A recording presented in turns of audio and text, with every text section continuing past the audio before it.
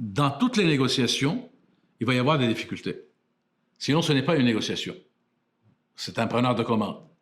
Une négociation, ben, des fois, c'est un bluff.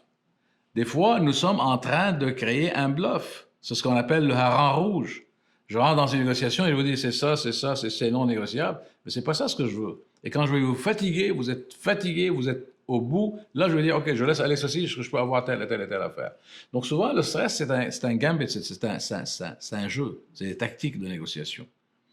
Alors la personne qui est capable de gérer ses états émotionnels, qui est capable de comprendre ce que l'autre veut, pourquoi il le veut, et ensuite s'amuser dans ce processus-là.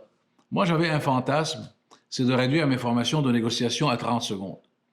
Je vais avoir la réputation de donner les conférences et les séminaires et les formations les plus courtes en Amérique du Nord.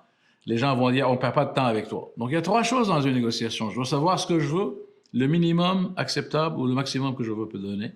Il faut savoir ce que l'autre veut et pourquoi il le veut. Ensuite, trouver des dénominateurs communs. Mais pourquoi il y a des tensions? Parce que des fois, ça devient une bataille d'ego. Que de fois, j'ai suggéré à mes clients de changer le négociateur parce que c'était une bataille d'ego, c'est une bataille de coq. Mais ce n'est pas ça la négociation. Ce n'est pas moi contre toi, ni toi contre moi, c'est nous deux face à une situation et trouvons ensemble des alternatives où toi tu vas être content et moi aussi. Et j'espère que tu n'as rien contre cela. Mais tout ceci se fait dans l'art d'entrer dans la tête de la personne, d'aller chercher de l'information, de savoir quels sont les leviers que je vais utiliser, à quel moment les utiliser et comment les utiliser. Et bien entendu, la patience. Patience et longueur de temps font plus que force ni courage. À moins que je veux l'utiliser comme un levier.